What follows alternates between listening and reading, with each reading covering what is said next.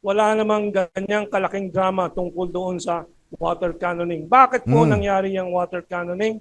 Kasi liban po doon sa delivery ng humanitarian goods para sa ating marino, may pangalawang Philippine Coast Guard ship na may dala ng construction materials para magtayo po, lalong patibayin po yung nabubulok na Sierra Madre, at magtayo tulad ng ginagawa ng Vietnam po sa napakaraming pulo na kontrolado nila ng malaki at matatag na mga establishmento or structures. Yun ang hindi kasama sa usapan ng China at ng Pilipinas. Now, nasa karapatan naman ng Pilipinas, it is in the right of the Philippines to challenge. Pero nasa karapatan din ng China to respond with whatever sovereign action it decides because it is exercising sovereignty there. So, Teka lang mga utol ha. Okay. Lilinawin natin yung pahayag ha. Pahayag. Ito yung galing sa pahayag niya. Parang ang lumalabas ha. Ito lilinawin ko muna sa inyo. So ito yung sinasabi niya, yung pagbira ng water cannon ng China Coast Guard sa ating Philippine Coast Guard. Na ayon nga sa China, kaya nga nila ginawa yun, dahil daw may bit-bit na construction materials di umano ang Philippine Coast Guard na dadalhin sa Ayungin Shoal. Okay, yun yung stand nila. At base sa aking narinig, alam ko narinig nyo rin, ganun din yung sinasabi ni Sir Laurel. Pero parang gina-justify niya. 'Di ba? Parang gina-justify niya na tama lamang na gawin ng China Coast Guard yon sa ating Philippine Coast Guard. Kasi nga, ang usapan magdadala lang ng mga supply. Pero for 24 years, normal naman, wala nangyayari nga daw na ganon. Kaya lang daw tinira ng water cannon, may dalang construction materials di umano itong Philippine Coast Guard natin. Kaya tinira. Pero gina-justify niya. Mga utol, unang-una sa lahat, pag-aari natin yung Ayungin Shoal. Walang pakialam ang sino mang bansa kung anong pwede nating gawin dun sa ating teritoryo na yun. Kahit magtayo tayo dun ng mansyon, ilipat natin dun ng Malacanang, wala silang magagawa dahil pag-aari natin yun, unang-una sa lahat. Ang tanong ko, bakit gina-justify niya? Mga karunungan, kaalaman, teorya, kasaysayan, hiwaga at mga bagong tuklas. Alamin natin. Eto mga utol, interesting to sobra at malamang sa malamang na naman magkaiba-iba na naman ang ating mga opinion. Pero ayon lamang sa mga nababasa kong komento sa mga inilalabas kong featured video at reaction, 80 to 90% naman pare-parehas ang ating saloobin hinggil sa usapin ng Pilipinas at China dyan sa West Philippine Sea. So konti na lang, may mga ilan-ilan lang talaga na Pinoy na parang hindi pa rin namumulat sa nangyayari. Sa nakikita nilang mga senaryo dyan sa West Philippine Sea o sa pangaagaw ng teritoryo ng China. Pero bago tayo magsimula, gusto ko sana muna humiling na pakisubscribe si John Reps. Pakilike ng kanyang video. Eto mga utol CNS Shandong ng China. Ito yung nila, pangalan ng aircraft carrier ng China. Naglayag sa South China Sea. Pero ito yung gusto ko mapag-usapan natin. PCG, Philippine Coast Guard Commodore J. Tariela, duwag at sinungaling. Okay? So, painggan na natin. Game na! Matapos ang pagdagsa ng mga Chinese fishing militia vessels sa South China Sea, ay sunod namang naglayag ang aircraft carrier ng China na CNS Shandong. Ayon sa post ng Estados Unidos, ito ay nagmula sa Sanya Port sa Hainan, China at patungo ngayon sa South China Sea. Sa nakaraang video natin ay naitampok natin ang aircraft carrier ng Amerika na USS Ronald Reagan na patungo rin sa West Philippine Sea. Akala ko ay magkikita na ang dalawang mga carrier na ito mga kabayan. Pero muling nagpost ang US 7 Fleet na sila ay nasa Philippine Sea na ngayon at nagsasagawa ng flight operation on board. So ibig sabihin ay nakadaan na sila sa West Philippine Sea. Samantala, talaga lang mga utol. Ang alam ko yung US Navy 7th Fleet talagang stationed dito sa South China Sea. Okay? Alam ko nasa base sila sa Japan. Yun yung pagkakaalam kong area nila, yung 7th Fleet na yan. Okay, nandito lang sa palibot na South China Sea. So, kung saan man natin sila matatagpuan. Pero yung base nila ay sa Japan. Okay, tuloy na muna natin. Kung hindi ako nagkakamali So, ibig sabihin ay nakadaan na sila sa West Philippine Sea.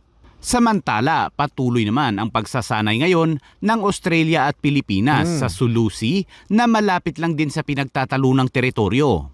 At tungkol naman sa nakalipas nating video kung saan nagsalita si Philippine Coast Guard Commodore J. Tariela kaugnay sa mga nagpapakalat ng maling impormasyon o fake news tungkol sa mga usapin sa West Philippine Sea na tinawag niya noon ng mga ito na traidor sa bayan. Heto at pakinggan natin ang ilan sa mga sinabi ni Herman Q. Laurel na kalaban ni Commodore J. Pinayagan po sa pag-uusap nga ng China at ng Pilipinas 24 na taon na padalhan ng sustento sa pagkain, tubig at medisina ang mga tropa ng Pilipinas doon sa BRP Sierra Madre. 24 na taon. Wala namang ganyang kalaking drama tungkol doon sa water cannoning. Bakit po nangyari yung water cannoning? Kasi liban po doon sa delivery ng humanitarian goods para sa ating marino, may pangalawang Philippine Coast Guard ship na may dala ng construction materials para magtayo po, lalong patibayin po yung nabubulok na ng Sierra Madre, at magtayo tulad ng ginagawa ng Vietnam po sa napakaraming pulo na kontrolado nila ng malaki at matatag na mga establishmento or structures. Yun ang hindi kasama sa usapan ng China at ng Pilipinas. Now, nasa karapatan naman ng Pilipinas, it is in the right of the Philippines to challenge. Pero nasa karapatan din ng China to respond with whatever sovereign action it decides because it is exercising sovereignty there. So, Teka lang mga utol Okay. Lilinawin natin yung pahayag Pahayag. Ito yung galing sa pahayag niya. Parang ang lumalabas ito lilinawin ko muna sa inyo. So ito yung sinasabi niya yung pagbira ng water cannon ng China Coast Guard sa ating Philippine Coast Guard. Na ayon nga sa China, kaya nga nila ginawa yun dahil daw may bit-bit na construction materials di umano ang Philippine Coast Guard na dadalhin sa Ayungin Shoal. Okay, yun yung stand nila. At base sa aking narinig alam ko narinig nyo rin, ganon din yung sinasabi ni Sir Laurel. Pero parang gina-justify niya. 'Di ba? Parang gina-justify niya na tama lamang na gawin ng China Coast Guard yon sa ating Philippine Coast Guard kasi nga ang usapan magdadala lang ng mga supply. Pero for 24 years normal naman wala nangyayari nga daw na ganon. Kaya lang daw tinira ng water cannon may dalang construction materials di umano itong Philippine Coast Guard natin. Kaya tinira. Pero gina-justify niya. Mga utol, unang-una sa lahat, pag-aari natin yung Ayungin Shoal. Walang pakialam ang sino mang bansa kung anong pwede nating gawin dun sa ating teritoryo na yun. Kahit magtayo tayo doon ng mansyon, ilipat natin doon ng Malacanang, wala silang magagawa dahil pag-aari natin yun, unang-una sa lahat. Ang tanong ko, bakit gina-justify niya yung ginawa na pambubuli ng China sa Pilipinas? Ang pinapractice ng Pilipinas ay ang karapatan ng Pilipinas. Pinapractice ng Philippine Coast Guard. Yung soberanya, pinagtatanggol niya ang soberanya ng China, malinaw na malinaw. Balikan natin, soberanya ng China, yung Ayungin Shoal. Aba, parang maling-mali naman po yan, sir. Pinagtatanggol nyo po yung China. So parang tayo mali. Okay? Mali Pilipinas. Kasi tama yung China Ano masasabi nyo dyan? Ayan, pakinggan natin karapatan naman ng Pilipinas, it is in the right of the Philippines to challenge. To challenge, okay. Pero nasa karapatan din ng China to respond with whatever sovereign action it decides because it is exercising sovereignty there. Exercising sovereignty there. Una sa lahat, isa pa. Sa China ba natin itatayo istruktura? Hindi naman, 'di ba, sa Ayungin Shoal? Saan ba ang Ayungin Shoal? Exclusive Economic Zone ng Pilipinas. Exclusive Economic Zone ba ng China yung Ayungin Shoal? Hindi. So sinong tama? Bakit pinagtatanggol nito ni Sir? Sir, bakit po? 'Di ba? Anong masasabi niyo diyan, mga utol? Tuloy na natin. So wag po magreklamo ang Pilipinas at magpasalamat na water cannon lang. Aray! At hindi po tulad ng nagamit ng Pilipinas noong 2013 laban sa isang Taiwanese boat na minasinggan ng mga Coast Guard natin po. Let's make that clear. Kaya si Tariela po ay binobola, niloloko ang madla sa kanyang sinasabi na yung nagpapaliwanag ng buong katotohanan ay traidor sa bayan. Siya ang traidor sa bayan. So, masasabi nyo dyan, mga utol, hahayaan ko kayong magkomento sa pahayag ni Sir. Komento nyo na lang, tuloy na natin, ha? Agad-agad, inulit na naman ng China, magtakpo tayo sa gitna. Let us meet halfway para may compromise. At hindi po maulit yung mga sigalot na ganyan, which has been the case for 24 years. Tandaan po natin lagi. So, nandito tayo sa sitwasyon ngayon na inalok na naman ng China, magtakbo tayo sa gitna, pag-usapan natin. Now, nagkaroon tayo ng ganyang pag-uusap. We had that same agreement doon sa Reed Bank or Recto Bank Joint Oil and Gas Exploration. Na nung Marso pa, nitong taon na to, nung nakaraang taon, 2022, sabi ni Presidente Duterte, dapat tuparin natin ang kasunduan natin dyan sa Reed Bank Joint Oil and Gas Development. Pero yung po ay sinira ng American boy na si Locsin po. So ang naghahadlang po dito sa mga magandang sanang maibunga ng pag-uusap ng Pilipinas at China ay yung mga American boys gagawa ng Amerika ng insidente na ibibintang sa kalaban nila para magsimula ng giyera. Tulad ng sinking of the Maine in the 1800s, 1896, 1897, para magkaroon ng dahilan na sakupin ng Pilipinas laban sa Espanya. At yung Gulf of Tonkin, doon sa Vietnam naman, na nag-eksena sila na inatake ang barko ng Estados Unidos para magkaroon ng dahilan na ibomba ang North Vietnam. China now urges the Philippines to calm down, meet halfway. Kasi po, ginagatungan talaga tayo ng mga Amerikano at ni Jay Tariela at ilang mga elemento sa media. Teka lang, kahit na ba Ito na lang mga utol, no? Sige, ipagpalagay na. Ginagatungan tayo ng United States of America. Pagpalagay na. Okay? So, may punto sila doon na inu-influensyahan tayo ng US. So, totoo naman yun. Pero pagpalagay na. Ang aking stand lamang dito, mga utol, na inulit-ulit ko na lang to. Sino ba ang nangaagaw ng teritoryo? Sino ba? US ba? Hindi, di ba? China. China ang nangaagaw ng teritoryo ng Pilipinas. Kese hodang sulsulan tayo ng US o hindi, tayo'y mag-aaklas sa ginagawa ng China. Ngayon, meet halfway. Okay, sige. Pwede. Ilang dialogo na ba ang natapos mula sa iba't ibang presidente natin? May nangyari po ba? May nangyari po ba diyan sa issue sa West Philippine Sea, sa pangaagaw nilang teritoryo? Ito ako, nagsasalita bilang Pilipino. Isa lang sasabihin ko, kung kayo'y true sa inyong intention at totoo sa inyong mga sinasabi, itong China, na kaibigan natin sila, bibitawan nila ang ating mga teritoryo. At isosoli sa atin na sasabihin nila, hindi na namin papakailaman since magkaibigan tayo. Yan po yung tama nilang gawin ng Chinese government sa gobyerno ng Pilipinas. That way, maniniwala ako at palagay ko ay maniniwala din ang nakararaming Pilipino. Bakit kailangan nating magsiraan, mag-away-away? Bakit sinisiraan nyo yung mga tao na gusto lamang ipagtanggol yung soberanya ng Pilipinas? Okay? O anong masasabi nyo mga utol? Tama ba ang ginagawa nitong mga Pinoy na to? Pinapamudmod sa mukha ng madla na parang mali pa si Commodore J. Tariela, mali ng United States.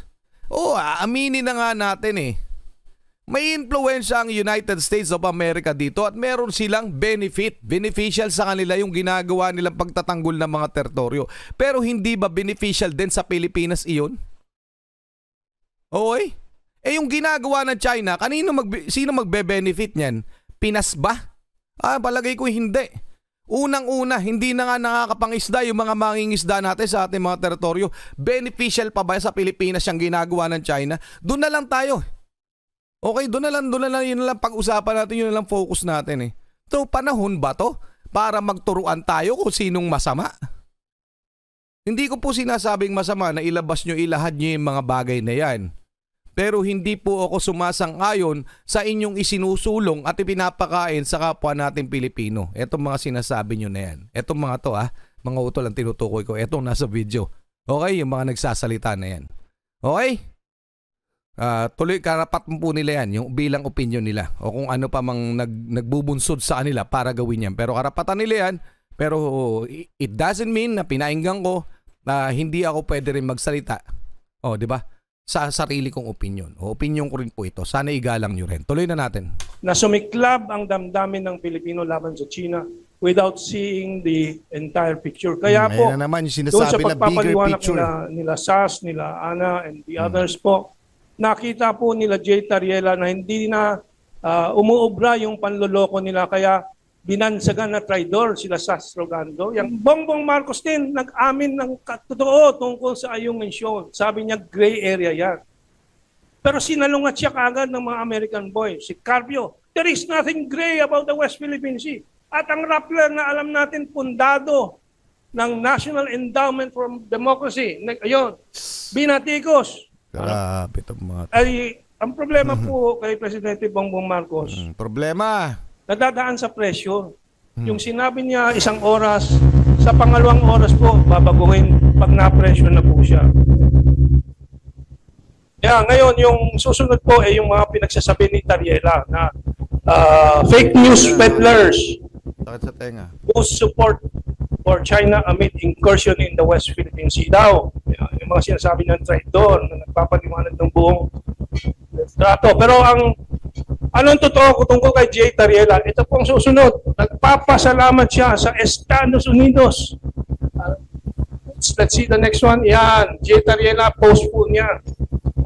Papasalamat siya sa Estados Unidos. Inimbita siya sa East-West Center.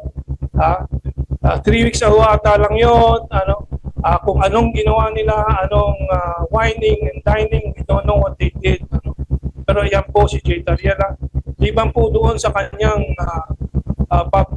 pag-resign sa Philippine Military Academy, which we will not dwell on. But mapapansin po niyo sa susunod na po na image po, yang si ex-US Air Force Colonel Raymond Powell, laging katabi po itong si Jay Tariela sa maraming interview.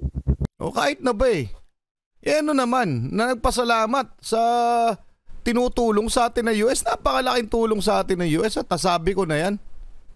O sabihin na nga natin inu-influensya na tayo, given na yun. Pero tinutulungan tayo dito, beneficial yung ginagawa nila dahil beneficial sa atin. No? Nagbe-benefit sila, okay? Na mamaninipulan nila, napapanatili nila yung kanilang global dominance. Yun naman, alam natin, yun naman ang gusto ng United States. Yung global dominance nila, di ba? Okay? Pero, dito na ako sa United States, lesser evil, kumbaga. Kesa naman sa China. Doon pa lang sa pakikipagkaibigan sinusulong nila inaagawan na tayo ng teritoryo Di ba? Paano bumitaw tayo sa US? Anong kasunod na gagawin ng China sa atin? Ito ang kadikit na natin US tinitira pa tayo, tinatarantado pa tayo. Yung pa kayang... Pero hahayaan ko kayong magbigay ng sarili nyo sa loobin at opinion. Pero palagay nyo ba ay tama pa ang pinaglalaban ng mga Pinoy na ito? Comment nyo na lang. Tuloy na natin. Because I have confirmed that the original information to our Philippine media, I talked to the reporters mismo, and the first reporter to break the news, that he had an interview with Raymond Powell, Americano, ex-US Colonel. Okay, tatapusin ko na at medyo masakit sa tenga yung feedback nung Pero mga utol, gusto ko lang masabi, no, ano kayang napapala nitong mga to, no? Ano kayang gustong palabasin nito sa mga Pinoy? Ikalat nila yan, o sige, kampiyan sila ng mga Pinoy, tapos palayasin natin yung US. Bitawan natin yung alliance with US kasi nga, mali nga daw eh, masama, o sige. So yun pala. Okay, so hindi ko alam eh. Anong gusto nila? Mamulat ang Pinoy, okay, masama pala US. Hindi. Sila pala yung nangaagaw ng teritoryo natin. Palayasin na natin yan. Eto dito, yakapin natin to China. Pagkakaibigan pala ang ino-offer. Yun ba? O ano sa palagay nyo? Pa-comment na lang. Nasabi ko na ang aking stand. No? Maniniwala lang ako sa sinasabi kahit ano pa mang sasabihin ng China ay hindi na nga ako maniniwala. Pero maniniwala lamang ako na kaibigan natin sila pag sinoli nila ang ating mga teritoryo at hindi na nila tarantaduhin ang mga mamamayang Pilipino dyan sa West Philippine Sea. Partikular yung ating mga mangingisda at Philippine Coast Guard. Tapos. Okay mga utol, hanggang doon lang muna. Muli ako si Target Akil. Salamat John Reps. Maraming salamat sa inyo. Huwag niyo kakalimutan magkomento. Muli ako si Target Akil. Sinulit ko na ba? Nagpapasalamat at sa walang hanggan yung suporta. Kayo mag-iingat. Keep safe. God bless at saludo po ako sa inyo. Medyo nawawala ako dahil... Well, anyway, salamat po.